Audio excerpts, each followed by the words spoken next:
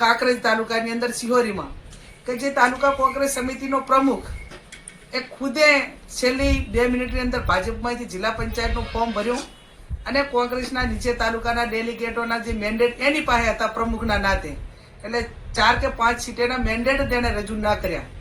આવો એક જવાબદાર હોદ્દેદારો જ્યારે પાર્ટી સાથે અને વિસ્તારના મતદારો સાથે અને એક લોકશાહી સાથે એક ડેમોક્રેસી એક લોકશાહીને કલંક લગાડે એવું કામ કરતા હોય એ તંદુરસ્ત લોકશાહીની હરીફાઈ નથી.